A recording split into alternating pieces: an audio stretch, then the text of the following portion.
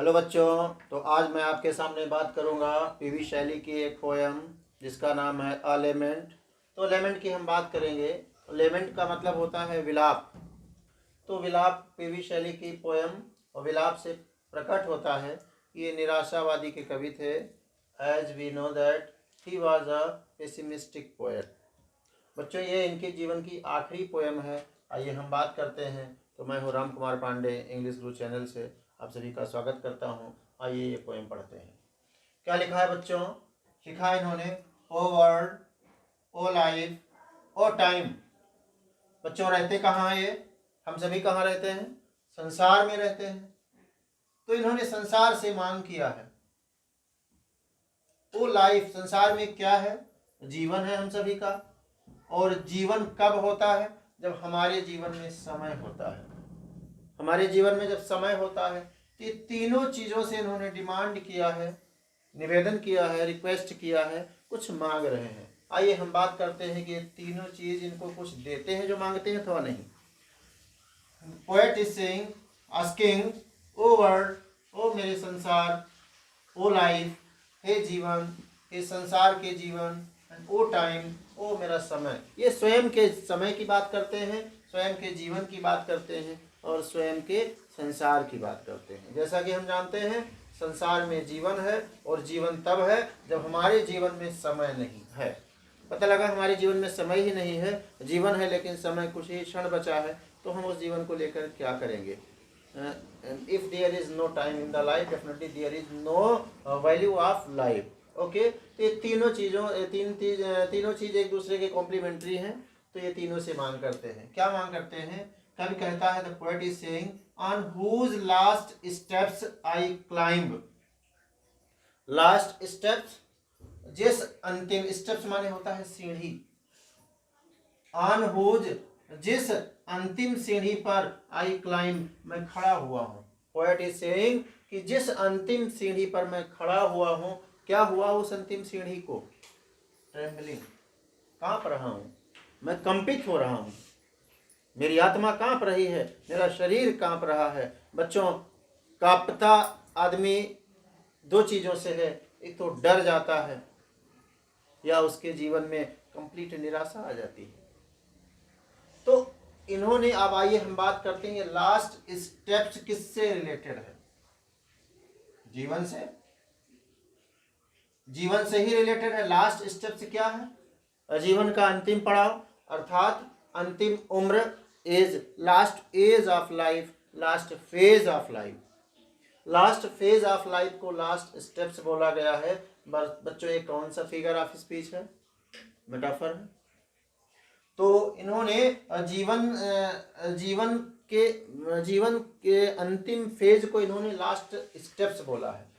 कहते हैं कि हे मेरे संसार, ओ मेरा जीवन, ओ मेरे समय, on whose last steps I climb, जिस जीवन के जिस अंतिम पड़ाव पर मैं चढ़ा हुआ हूँ, खड़ा हुआ हूँ। क्या हुआ उस अंतिम पड़ाव पर? ट्रेम्बलिंग, कांप रहा हूँ, कांप रहा हूँ। तो कंपेयर किया है, किससे कंपेयर किया है? इससे कंपेयर किया क्या? At that where I had stood before, और जहां पर मैं पहले खड़ा था, जहां पर मैं पहले खड़ा था और जहां अब खड़ा हूं, तो मैं कंपित हो रहा हूं, शिवरिंग हो रहा हूं, मेरी बॉडी शिवरिंग कर रही है और मेरा शरीर कांप रहा है। इसका मतलब ये पड़ाव मेरे लिए उचित नहीं है, बेनिफिशियल नहीं है। हाँ, एट दैट, और जिस पर, वेयर आई, और जहां, आई हैड स्टूड बिफोर, जिस पर, वेयर, जहां, आई हैड स्टूड बिफोर, मैं पहले खड़ा हुआ था, वहां उसको क्या हुआ? क्या हुआ वो तो मैं नहीं जानता। कवि ने वर्णन नहीं किया कि उस पड़ाव को क्या हुआ जहां वो पहले खड़ा हुआ था, लेकिन इतना अवश्य मालूम पड़ता है कि उस फेज को ये वापस मांग रहा है। When will return the glory of your time, prime? कभी कहता है कि ये वापस कब आएंगे? When will return, ये वापस कब आएंगे? The glory of your prime, जिस जीवन के पड़ाव पर मैं पहले खड़ा हुआ था, वो जीवन का प्राइम टाइम, वो मेरे जीवन का युवानी का टाइम वापस कब आएगा? इसका मतलब that was better, that was full of pleasure. This is the main factor. This is why the poet is asking, or the poet is getting very curious to get that phase of life. इसका मतलब वो जीवन के क्षण उसके लिए आनंदित थे और उसको वो पुनः मांग रहा है। किससे मांग रहा है? इन तीनों से मांग रहा है। संसार से कहता है, जीवन से कहता है और समय से कहता है। क्या कहता है? कि वो तुम्हारे जीवन का वो प्राइम टाइम, वो ग्लोरी, वो यश, वो वैभव, वो कीर्ति, वो कब वापस आएगा? ग्लोरी मीन्स यश होता है। मेरे जीवन के प्राइम टाइम का वो फेज कब वापस आएगा? तो ये तीनों उत्तर भी देते हैं। क्या उत्तर देते हैं? कि ओह अरे नेवर मोर। नेवर मीन्स कभी नहीं, मोर अब कभी नहीं वापस आएगा। क्यों नहीं वापस आएगा? प्रश्न उठता है कि क्यों वापस नहीं आएगा? तो ये उसका कारण भी बताते हैं। वो वापस इसलिए नहीं आएगा क्योंकि नो मोर है ही नहीं, वो मर गए। वो जीवन के जो फेज थे वो है ही नहीं, जीवित ही नहीं, तो वापस क्यों आएंगे? इन this way the poet is getting very shocked and is getting very hopeless that he will not be able to get that phase of his life which made him better and happier. Okay बच्चों, ये इसके जीवन की, इस poem की पहली stanza है। इस पहले स्टेंजा के बारे में हमने सीख लिया कि पोएट इनसे तीनों से मांग करता है कि अपने प्राइम टाइम को हमें पुनः वापस लौटा दो, क्योंकि जिस अंतिम पड़ाव पर मैं खड़ा हुआ हूँ वहाँ मैं ठीक नहीं हूँ, वहाँ मैं कांप रहा हूँ। एक प्रश्न और उठता है कि अंतिम पड़ाव मान कैसे लिया? हिंदी में एक कहावत है कि मन के हारे हार है, मन के जीते जीत। तो इन्होंने मान ही लिया कि मेरी मृत्यु निकट है, मेरे जीवन का अंतिम पड़ाव आ गया है, मेरी मृत्यु निकट है, इसलिए अब मुझे वो खुशी चाहिए जिसने मेरे जीवन को युवान बना दिया था, जो युवानी को प्रकट करता था। युवानी में सब खुशहाल रहते हैं। तो ये इनका इस प्रकार, in this way we come to know that his life is full of hopeless and disappointment. This is why anyone or we know that he was a very pessimistic poet. What is pessimistic? Pessimistic is that thing in which a person does not get any hope. He always keeps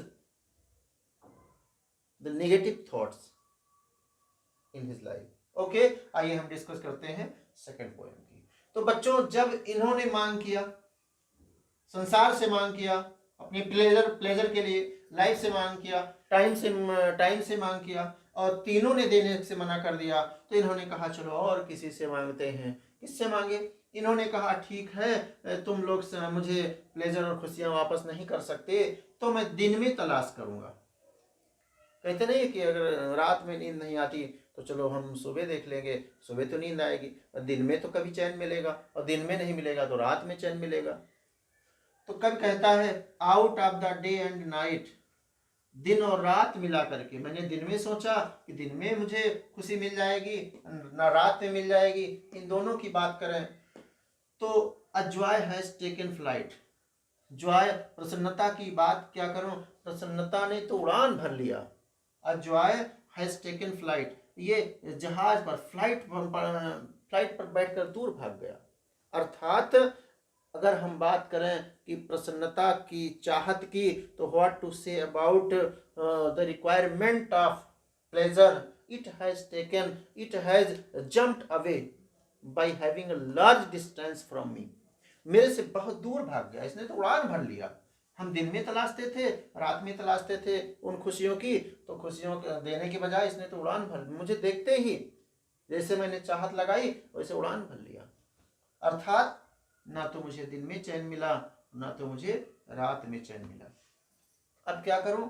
अब कवि ने सोचा कि चलो हम और किसी के पास चलते हैं। तो ऐसा प्रतीत होता है, सब कहते हैं कि स्प्रिंग ऋतुराज होता है, सारे मौसम का मालिक होता है, तो उसके पास चलते हैं, वो मुझे अवश्य ही खुशियां प्रदान करेगा। स्प्रिंग कैसा? Fresh spring. स्प्रिंग तरोताजा बना देता है, हृदय को तरोताजा कर देता है, उसके पास चलते हैं। और उसके पास भी गया, कभी उसके पास भी गया, समर के पास गया, विंटर के पास गया। ये तीनों तो खुशियां प्रदान करेंगे। वो ये हो सकता है कि they will be able to return that phase of my life which made me earlier, which made me earlier better and happier. तो इन्होंने क्या रोल निभाया ये बात करते हैं। वो ऋतुराज जो तरोताजा हृदय को, मन को तरोताजा बना देता था। वो गर्मी के महीने में हवा चलती है, शीतल हवा चलती है कभी कभी और अच्छी लगती है। विंटर का महीना जो अच्छा भी लगता है। इन सब के पास गया तो ये मेरे को कैसे लगे, कभी कहता है ये मेरे को कैसे लगे, हॉरिबल लगे, ये हॉरिबल लगे मेरे को। हॉरिबल और टेरिबल, भयानक ये और भयावह स्थिति पैदा कर दिए और डरावनी स्थिति पैदा कर दिए। होर मानी भयावह, होर से हॉरिबल बना है तो ये और भयावह स्थिति पैदा कर दिए। आए थे हम इनके पास कि मेरे को सुख शांति देंगे, वो प्राइम टाइम वापस कर देंगे। तो इन्होंने जानते हो कितनी कृपा किया, इन्होंने इतनी कृपा किया, ये भयावह मुझे दिखने लगे। क्यों दिखने लगे? क्योंकि इन्होंने कितनी कृपा की। आइए बात करें। मूव माई फेंट, फेंट माने निराशा। मेरे अंदर अभी तक निराशा ही थी, डिसअपॉइंटमेंट ही था। तो उस मेरे डिसअपॉइंटमेंट को इन्होंने क्या किया, मूव कराया। मूव माई फेंट, मेरे डिसअपॉइंट को मूव कराया। तो कहां लेकर चले गए मूव करा के?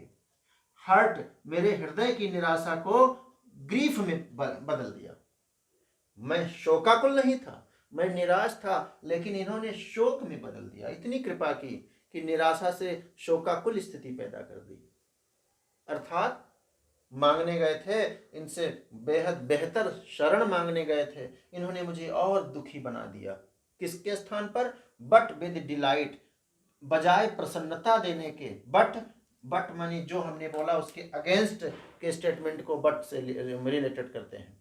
तो प्रसन्नता देने के बजाय इन्होंने मेरे अंदर जो निराशा जन्म ले रखी थी उसको हटाने के बजाय इन्होंने उसको ग्रीफ में परिवर्तित कर दिया, शोक में बदल दिया, बजाय प्रसन्नता देने के।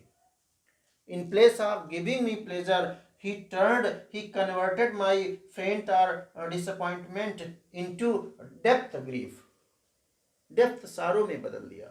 इतनी कृपा की इन्होंने। अर्थात no one was ready to give me that pleasure which made me earlier happy। और उत्तर क्या दिया जब मैंने मांग किया कि वापस कर दो भैया, वो प्रसन्नता वापस कर दो, इन्होंने कहा नेवर मोर, कभी नहीं, वो तुम्हारे जीवन के फेज कभी वापस नहीं आएंगे। मैंने पूछा क्यों वापस नहीं आएंगे? बोले नो मोर, है ही नहीं, जीवित ही नहीं है, वो बचे ही नहीं है। In this way we come to know that there is a quotation, the time you lost is lost forever. जो एक समय खो जाता है, जो समय हम गंवा देते हैं, वो हमेशा के लिए चला जाता है। It will never come back.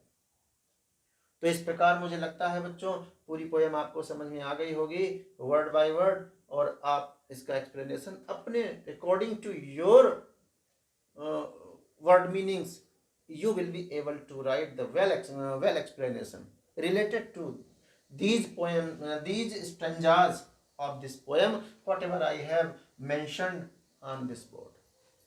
Okay बच्चों, तो अगली पोएम में फिर आपके सामने प्रकट करूंगा, आपको सूचना मिलेगी। आप इसको शेयर करते रहिएगा, कमेंट लिखते रहिएगा, और जल्द ही मैं दूसरी पोएम भी डालूंगा जो आपके बोर्ड के लिए आवश्यक होगी। और इसको लाइक करते रहिएगा बच्चों, कमेंट करिएगा और सब्सक्राइब करिएगा। Thank you for watching.